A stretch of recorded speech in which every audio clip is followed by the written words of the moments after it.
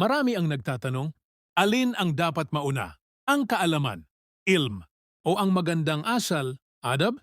Mga kapatid sa pananampalataya, ayon sa mga ulama ng Ahlus Sunnah wal Jamaah, ang adab, ang magandang asal, kababaang loob at paggalang ay siyang unang dapat matutunan bago ang kaalaman.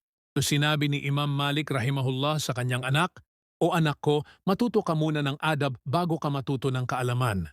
Out si Ibn al-Mubarak rahimahullah ay nagsabi, "Natuto kami ng adab sa loob ng 30 taon bago kami matuto ng kaalaman." Subhanallah! Bakit ganon? Dahil ang adab ang pintuan ng ilm. Kung walang tamang asal, hindi mo matatanggap ng tama ang kaalaman at baka magdala pa ito ng kayabangan sa halip na kababaang loob. Sa Quran, tinuruan muna ni Allah ang mga sahaba ng adab sa pakikitungo sa propeta bago pa sila turuan ng mga batas.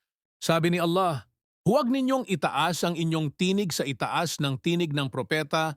Surah Al-Hujurat.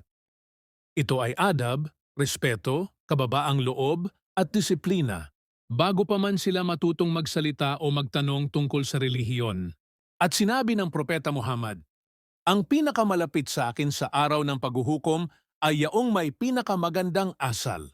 Tirmidhi 2018. Kaya mga kapatid, ang tunay na karunungan ay hindi lamang sa dami ng ating alam, kundi sa kung paano natin ito ipinapakita sa asal, sa dila at sa puso.